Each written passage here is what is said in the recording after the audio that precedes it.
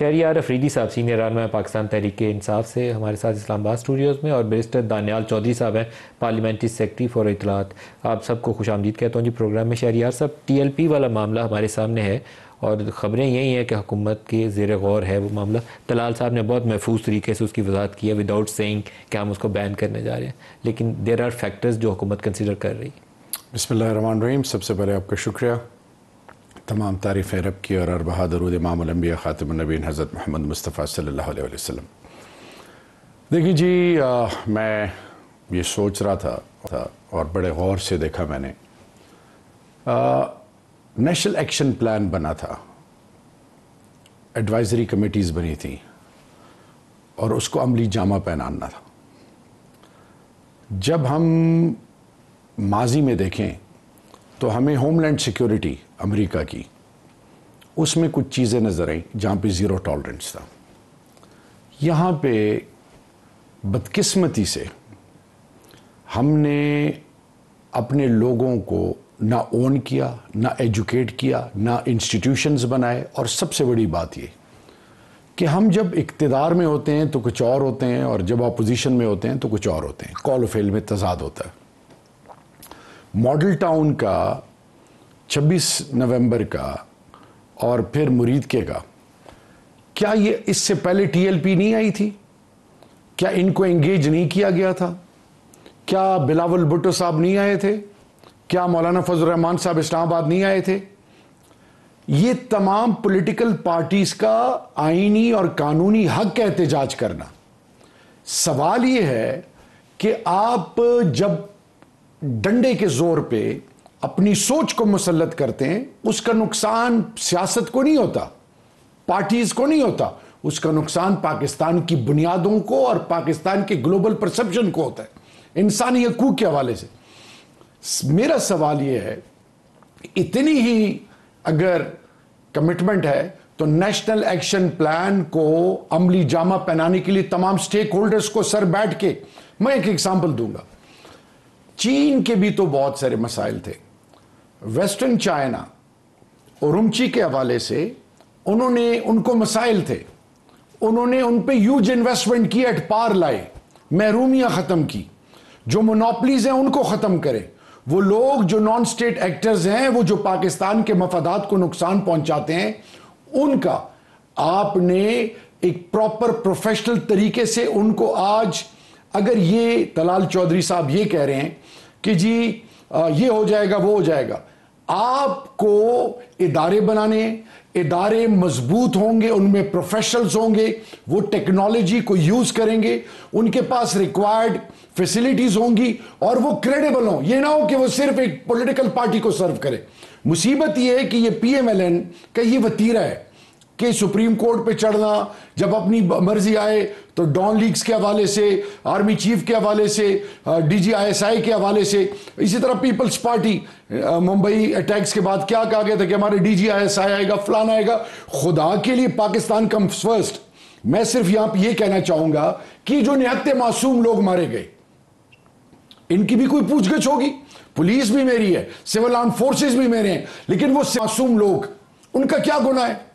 آپ اپنے بغض میں بنیادی حقوق کو پامال کر رہے ہیں. یعنی اگر آپ کی اتنی سنسیئرٹی پہلے تھی تو آپ کہاں تھے؟ آپ نے کیوں کنٹریبیوٹ نہیں کیا؟ اب وہ کون سی ایسی وجہ ہے کہ آپ کو الٹیمیٹلی سلوشن صرف ڈنڈے میں نظر آ رہا ہے؟ ڈنڈے سے حل نہیں ڈھونڈے جاتے، انگیجمنٹ سے. بیرسٹر دانیال صاحب، میں آپ کے سوال کرنے سے پہلے تھوڑی سی بیک گراؤنڈ بھی بتاؤں کہ ٹی ایل پی کو فیض آباد دھرنے میں سپورٹ تھی اس وقت کے ریاستی اداروں کی، اور اس وقت نون لیگ جو تھی وہ زیر عتاب تھی، اور وہاں دھرنے کا ایک مقصد یہ تھا کہ پولیٹیکل گورنمنٹ اور کمزور ہو جائے گی. یہ ہماری سیاست کے وہ ناخوشگوار ڈھیر واقعات میں سے ایک واقعہ تھا. اس کے اوپر قاضی فائز عیسیٰ صاحب کا ایک آرڈر بھی موجود ہے، اور اس وقت کے D G I S I D G C تھے اس وقت، ان کا نام لے کے بھی آرڈر کا حصہ ہے. تو یہ معاملہ بھی اداروں کو پسند نہیں آیا تھا. تو پاکستان میں ایسے بہت ساری چیزیں ہو چکی ہیں، اور اب پتہ نہیں ہم کیسے اس کو ہینڈل کریں گے کہ یہ معاملہ سنبھالا جائے جانی نقصان اور خون ریزی مزید ہونے کے بغیر. اس کے اوپر آپ کچھ رائے دیں گے اپنی؟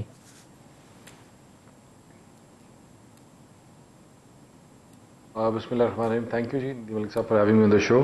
ندیم صاحب پہلے اگر میں ذرا بات کروں فرسٹ پہلے جو افغانستان کا اور سارا یہ اس کا ایشو ہے اس کے اوپر دیکھیں آپ لا اینڈ آرڈر کی جب افغانستان پہ میں آ جاتا ہوں نیکسٹ افغانستان پہ آ جاؤں گا ٹی ایل پی کا آپ جواب دے دیں پھر اگلا ایشو ہمارا وہی ہے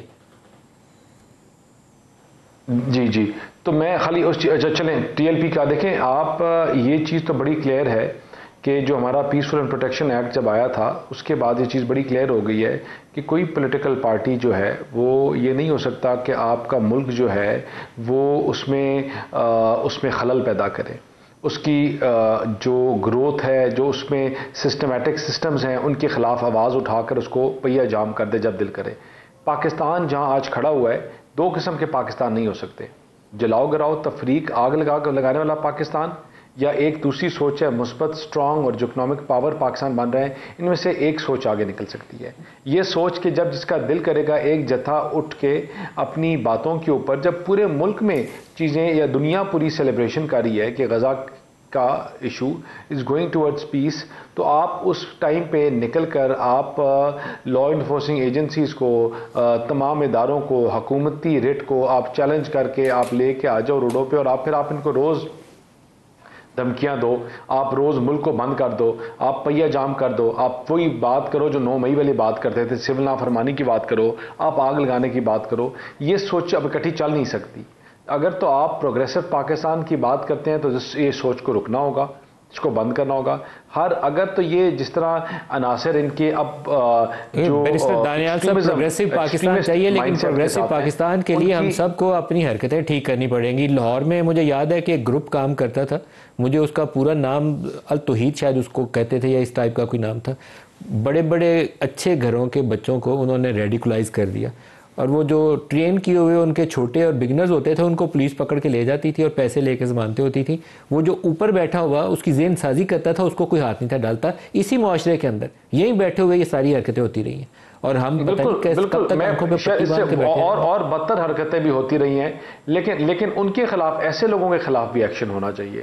دیکھیں مطلب ہم ہر اس چیز کو جو ایک ایکسٹریم کی وائلنس کی بات کرتا ہے, ایک ایکسٹریم کی بات کرتا ہے, اس کو ڈسکریڈٹ کرتے ہیں. وہ چاہے کسی بھی قسم کا یا کسی سے کا تعلق ہو, کسی چیز کے مطلب کسی گروپ آف پیپل کا یہ تعلق ہو, اس کی کوئی ایکسیپٹنس نہیں ہے اور اس کی نہ ٹالرنس بھی ہوگی. دوسرا یہاں بات کی لا اینڈ آرڈر سچویشن کی. دیکھیں 13 سال سے ان کی کے پی میں حکومت ہے, 13 سال میں یہ لا اینڈ آرڈر کی سچویشن کو کنٹرول نہیں کر سکے. وہاں یہی دھماکے ہوتے رہے, انہوں نے نکالا, وہاں پولیٹیکل ڈائنیسٹیز, لوگوں کے پورے خاندان ختم ہو گئے. ہم ان لوگوں کے ساتھ جو پاکستان کے بچوں کو مار رہے ہیں, پاکستان میں ہمارے روز افواج کو مار رہے ہیں, ہماری روز بارڈرز پہ لوگ شہید ہو رہے ہیں اور ان کے ورثہ, ان کے شہداؤں کے جو گھر والے ہیں وہ ہم سے جواب مانگتے ہیں یا پوچھتے ہیں, تو کیا ہم ان کو پھر یہ جواب دیں کہ جنہوں نے آپ کے بچوں کو مارا ہے, جنہوں نے آپ کے والد کی جان لی ہے یا جنہوں نے ان کو شہید کیا ہے, ان کے ساتھ میریٹ یا سرینا میں بیٹھ کر ہم نیگوشیٹ کر رہے ہیں چائے کے کپ کے اوپر, یا چیزوں کو آگے چلا رہے ہیں, یا کس طرح چیزوں کو مفاہمت سے لے کے آگے چلیں گے. دیکھیں کوئی اس کے اوپر کوئی گورنمنٹ کی ایز اے اسپوکس پرسن میں بڑا کلیئر بتا دوں, there is no tolerance on it, there is no grey line on it. کہ مطلب وہ لوگ جو ہمارے بچوں کی جانیں لے رہے ہیں, وہ لوگ جو ہمارے افواج کی ہمارے کو شہید کر رہے ہیں, 22 23 24 25 26 سال کے جوان روز شہید ہو رہے ہیں, ان کو مارنے والوں کے ساتھ کوئی نیگوشیشنز نہیں ہوں گے. ہاں بالکل ہم بات کریں گے افغانستان کے ساتھ, افغانستان کی پالیسی کے اوپر, ان کے لوگوں کے ساتھ کہ بھائی کہ ہم نے آپ کے 4 ملین لوگوں کو 4 ڈیکیڈز اپنے پاس رکھا. میرے حلقے میں 2-2.5 لاکھ لوگ ہیں جن کو آج بھی ہمارا بھائیوں والا تعلق ہے, ہم نے لک آفٹر کیا. لیکن ہم نے جب ہمارے اپنے پاس گندم کم تھی آپ کو گندم دی, جب اپنے پاس چینی نہیں تھی تو چینی پہنچائی, جب ٹماٹر یہاں 120 روپے پہ پہنچ گیا تو تب بھی ہم نے 50-55 روپے میں آپ کو پہنچایا. ہم نے آپ کو چیزیں جو چیزیں ضرورت تھی ہم پہنچاتے رہے. What did we ask in return? ہم ہر دفعہ ایک ہی بات کرتے ہیں کہ سرحد پار اس سائڈ سے جو دہشت گردی ہوتی ہے, انڈیا کا جو انوالومنٹ ہے اس فتنے میں ختم ہو, اور جو ہمارے جوان روز شہادت نوش کر رہے ہیں یہ چیزیں بند ہو. آگے سے کیا رسپانس آتا ہے کہ یہ ہماری گورنمنٹ نہیں کر رہی, یہ وہ لوگ کر رہے ہیں جن کے ساتھ جن کا ہمارے اوپر یا ہمارا جن کے اوپر کوئی کنٹرول نہیں ہے. تو there was a line that had to be drawn, it had to be stopped and it has to stop. اس کے علاوہ اگر اور دنیا کے تمام ممالک جو ہیں پاکستان کے پیچھے اس چیز کے اوپر کھڑے ہیں کہ دہشت گردی کی اس ملک میں, پاکستان میں یا دنیا میں کوئی اسپیس نہیں ہے. جو لوگوں کے بچوں کی جوانوں کی جانیں لے گا, ان کے ساتھ کوئی ٹالرنس, کوئی برداشت یا کوئی بات نہیں. شہریار صاحب سے بھی اسے پوچھ لیں, حکومتوں کے ساتھ شہریار صاحب جو پاکستانی فوج کا ایک سپاہی شہید کرے, اس قوم کا ایک بیٹا شہید کرے, وہ پولیس کا ہو, سیولین ہو, فوج کا ہو, ہماری اولاد ہے نا, ہمارے بچے ہیں, اس کے اوپر تو میرے خیال میں آپ کو سب پورے ایک آواز کے ساتھ کہنا چاہیے کہ اس کو ختم کرو, جو ہمارے ایک بھی بچے کی خون ریزی میں ملوث ہے. دیکھیے جی, سب سے پہلے تو پاکستان کا ہر جوان اور پاکستان کی افواج پاکستان کی جب اب بات ہوتی ہے, civil armed forces, law enforcing agencies, یہ سب پاکستان کا مان اور غرور ہیں, فخر ہیں, ہماری عزت ہیں. یہ سویلینز کے بچے ہیں, یہ قوم کے بچے ہیں, یہ قوم کا مان ہے, اس پہ تو کوئی دو رائے ہے ہی نہیں, زیرو ٹالرنس ہے. یہ قوم کا مستقبل بھی ہے اور ہمارے لیے اپنا سب کچھ قربان کر رہے ہیں. میں تھوڑا سا آف لیٹ اس کو اینالائز کیا ہے اور سٹڈی کیا ہے. پچھلے 4 سالوں میں 3000 بندے ہمارے شہید کر دیے گئے ہیں. سول آرمڈ فورسز, روزانہ ہم سنتے ہیں 5, 6, 10, 12 ہمارے جوان شہید ہو رہے ہیں. تھوڑا سا اور پیچھے جاتے ہیں, پاکستان کے بننے سے لے کر اب تک, چاہے وہ داؤد ہو, چاہے وہ ظاہر شاہ ہو, جتنی بھی حکومتیں آئیں, بدقسمتی سے 1947 سے لے کر اب تک پاکستان کو تسلیم کرنا تو چھوڑیں, ان کا ایک کلیم جو پاکستان کے حوالے سے ہے کہ جیلم تک یہ ہمارا ہے. ٹھیک ہے جی. اقوام متحدہ کی رکنیت کے موقع پر وہ دنیا کا اکیلا واحد ملک ہے جس نے مخالفت کی. جی, انہوں نے ہر ایک حربہ استعمال کیا, ہمارے جھنڈے جلائے گئے, ہمارے کونسلیٹ پہ حملے ہوئے, کیا کیا کچھ نہیں ہوا. لیکن سلام پیش کرتا ہوں اپنے پاکستانی دھرتی ماں کے سپوتوں کو اور تمام سوچ اور فکر کو کہ جب 1979 کے بعد جو کچھ ہوا, سوویت انویژن, یہی پاکستانی قوم تھی, یہی قبائل تھے, فرسٹ لائن آف ڈیفنس تھے. ہر جگہ ہم نے, لینڈ لاک کنٹری ہے, ہم نے ان کو گلے لگایا, آباد کیا. Unprecedented hosting of Afghan refugees, Pakistan کیا دنیا کی تاریخ میں اس کی مثال نہیں ملتی. ٹھیک ہے جی. پھر ہمیں اور کیا نقصان ہوا, ہمیں منشیات کا, اسلحے کا, سیکٹیرینزم, وہ تمام چیزیں جس نے پاکستان کی بنیادوں کو بیڈلی افیکٹ کیا, پھر بھی ہم نے کمپرومائز نہیں کیا. پاکستانی قوم کھڑی رہی, جڑی رہی.